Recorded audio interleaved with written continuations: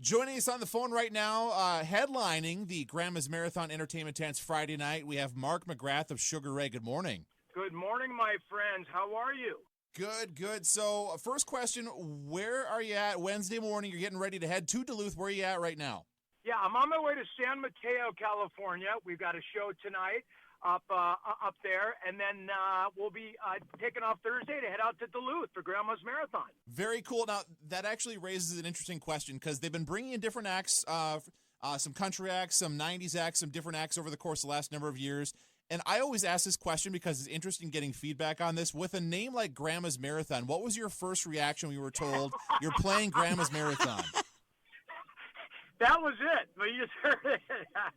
I just think it's, when I started in my mom's garage 30 years ago as a heavy metal, hair metal band, my goal was to play a Grandma's Marathon at one time in my life. And guess what? It's happening this Friday. That is fantastic. So, what's great is I've heard a lot of things about it, and since we've been fortunate enough to play it, I've kind of got peeked into a little bit about it. It just seems to be a really neat sort of aspect of the community of Duluth and what's going on there. So we're really honored to be playing. I know it's fun to to laugh about the name, which is a great name, but we're actually honored to be playing such a monumental event in an annual celebration of Duluth. It is a big event, one of the big marathons in the country, and a really cool event for a community this size. So you've done a little research on the event. Have you been to Duluth or the Duluth area before? Yeah, we were fortunate enough to play Duluth a couple years ago on the Summerland tour, the one that Art Alexakis from Everclear puts together every year. And we played right down there there's kind of like a lake. And you guys set up like an amphitheater during the summer when it's warm enough to play down there? Yeah. You know what I'm talking about? Yep, yeah, at Bayfront, I believe, is where it was at, if I remember right. Yep. That's exactly it. And I remember in particular that year it being one of the best attended tours of that summer. So I have fond memories of Duluth. And people in Minnesota, they make them different up there. They're a lot more hardened. They're a lot tougher. They they work hard and they play hard. And that's my type of folk. I think that's a good way to describe it. So being you have a little bit of experience with Duluth. I got to ask this question, and I know Gene's got a couple too. Is there one thing you're looking forward to doing outside of performing? Is there one thing you're looking forward to doing, checking out, trying while you're in Minnesota and in Duluth? One of the drags about summer, about touring, about doing fly-in dates, you literally spend no more than 6-7 hours in that city. Like I said, we're coming from San Mateo. Then we've got a gig the next day in Oswego, Illinois. So Oswego. So we're moving. So, unfortunately, it's not sort of something we stop and smell the flowers and check out the sights, but we'll have enough time to high five and say hello to some people and have some fun. But, as I got older, I thought that, the constraints of touring would get a lot more mellow, but I found it to be a bit different. But I'm not complaining. And the summer months are good to Sugar Ray. So we'll take in as much as we can, but we'll definitely sample your beer.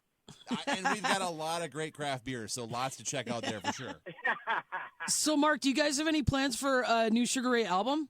We're working on one right now. Yesterday we were in the studio, and we've got about 6 or 7 songs done. And it looks like we'll be signing another major label record deal, believe it or not. 25 years after our first, in 1994, we signed to Atlantic Records, and 24 years, I should say, my math's off. And it looks like we'll be signing with the major label because they've kind of figured out the new business model. They give small advances that they know they'll recoup if you've had any kind of success in your life, but they put you under their umbrella in case you do happen to have a hit or magic does. Or lightning does strike twice. So we're very fortunate in that sense. We're almost just bad enough to be signed by a major label again. So you mentioned a little bit that, looking back at your career over the years, there's a lot of people that don't realize that you guys had a full studio album prior to the album that went huge in the late 90s. Is there a song that you wish off that album that would have done a lot better than it did or that people would know? Well, I wish the whole album did a lot better, to be honest. But, it's funny, that album, Lemonade and Brownies, it is ironic because people think Floored was the first album because that had Fly on it. But Lemonade and Brownies was big in Europe.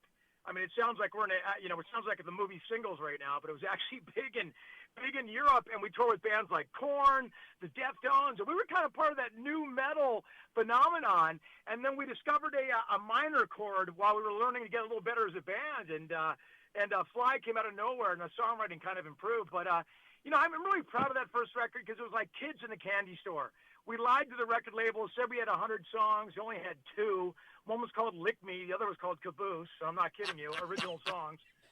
And so we had to learn as we were going along. You know, you could kind of lie to labels back then because there was no social media. You could kind of fabricate your own story. And we did that. And so we learned by practicing and performing, and that first record let us be a better band and led to the second record, Fly. So I have no regrets about the success of that record because to me that record let us make our second one, which was, of course, Floored. Yeah, set you up in a spot where you guys rose to a huge level of stardom. I mean, everybody knows who you are.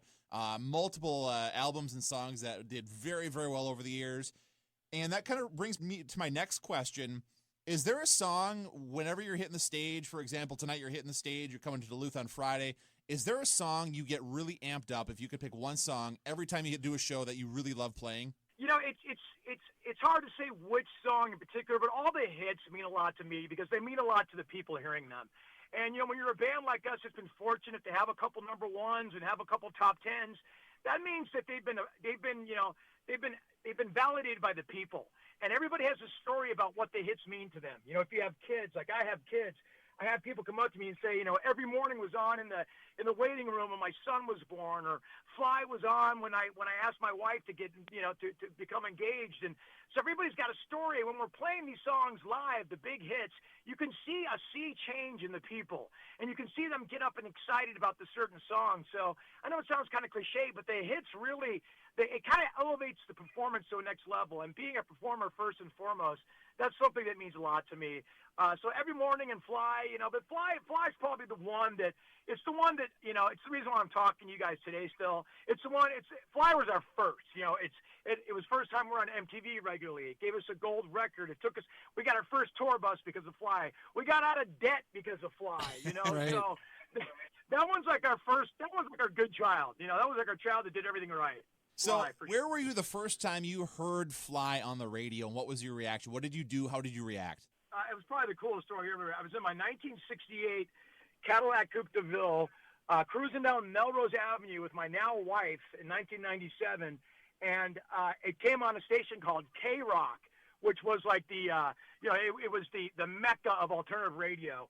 And we didn't know what was coming on, and, you know, a Nirvana song just ended, and it said, here's a new one from local boys out of Newport Beach, California. It's called Fly by Sugar Ray. This one might go all the way, or something to that nature.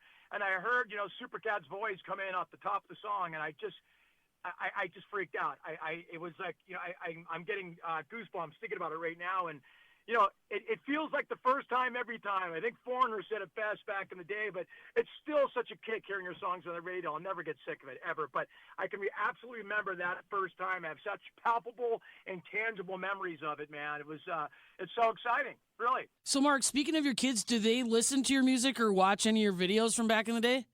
You know, I'm dad to them, so I'm more of an oddity to them, you know. You know, Dad, I mean, they see me with my belly hanging out in the morning, getting coffee in my boxers, so they're not that impressed. But but they're amused more than anything, and they're proud of me, and they kind of understand what it is, but they don't understand why, you know. They go, so you used to be popular, Dad? Like, well, I don't understand. You're not. Why aren't you like Justin Bieber today? And I go, well, you know, it was a different day, but they're more amused than anything. But I'm just dad to them, you know. They, you know, all that. But it's you know, it's fun because we'll go to a show, we'll do a grandma's marathon or a big event like that, and they'll see a couple thousand people out there, and I can see them on the side of the stage going, "Wow, man, Dad's put on a Superman cape every now and then." Well, you need to pull out that People magazine from 1998 where you were the sexiest rocker. Bring that one out and show them.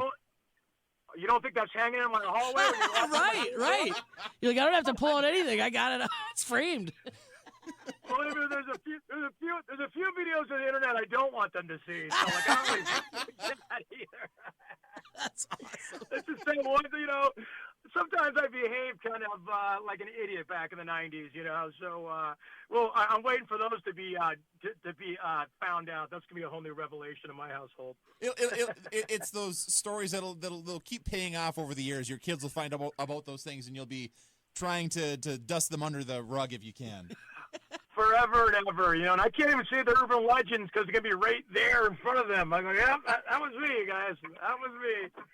But they already know I'm an idiot. They already know I'm an idiot, so they'll be well prepared. Oh man! So I got to know: is there a song of all the songs of all the successful songs you've had over the years? Is there one that surprised you that you thought, nah, this is not going to be the hit that it was? You know, I didn't think "Answer the Phone," which is kind of one of our rockier songs, was going to be a top 40 hit at pop radio. And I don't know if it really deserved to be. I think at that time, the weight of Sugar Ray had a lot of cachet on pop radio, but Answer the Phone got to, I think, like number 31 or something, and it's not a traditional, you know, it's more in the vein of a Blink-182 song than it is a Sugar Ray song. It's more of a straightforward, you know, distorted guitars and, you know, sort of a punk rocky, post-punk rock type of vibe. So I was surprised at the success of that one, but I think it was also piggybacking on the success of, you know, Every Morning and When It's Over and songs like that. So, but, you know, hey, it's great to have, you know, these, you know, 6, 7 songs that we play live that people know, that people forgot that we did. Oh, yeah, I forgot these guys did Falls Apart. Oh, yeah, I forgot these guys did When It's Over, or I forgot they did Someday. You know, so it's kind of fun to see that reaction to people when we play live. Well, Mark, I just have one last question for you. This is going to probably be a tough one, but you've done a ton of acting. You know, you've been a TV show host. You were on Celebrity Big Brother. If you had to choose between acting and music, what would you choose? Oh, it's not even close. It's not even close. You know, I'm a performer first and foremost. I love music, and I'm a guy that was a fan and got lucky and let in the back door of this thing called the music industry.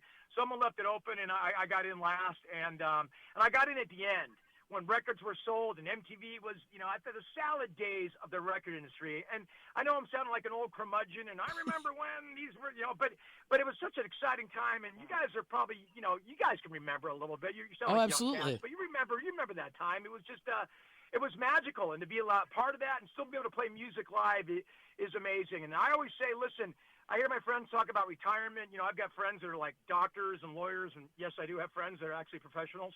And they talk about retirement and things like that. I'm going to die with the mic in my hand, and that's going to be the best way to die. Now, I might be playing at Denny's in Los Angeles and playing Fly 3 times a night in one set, but I'll be on that stage, you know, that's for sure. That's awesome. And I think that passion really comes through, and there's a reason that, you know, people are looking at the opportunity to see you guys here in Duluth on Friday night, and they're saying, this is an opportunity to see, you know, somebody who loves what they do and hear some songs that they made memories to, whether it be something from high school or whatever in their life, like you were talking about hearing stories of, you know, in the hospital or eating dinner somewhere and having those stories be a part of their life. You got to be a part of that, and that's really awesome, and you get to bring that to Duluth and share that with the people here, and I know I'm excited about that, and Gene, I'm sure you are as well. Absolutely. It's been totally a pleasure talking to you, Mark. I mean, you're just a real, you know, solid guy, and you come across like that, and we're just so happy for your continued success and taking the time to talk to us this morning, and can't wait to see you on Friday night. Well, fellas, it's a real pleasure. Now, lots of love to everybody in Duluth, and thanks for the life, thanks for the career. Let's have some fun on Friday at Grandma's Marathon. Woo-hoo!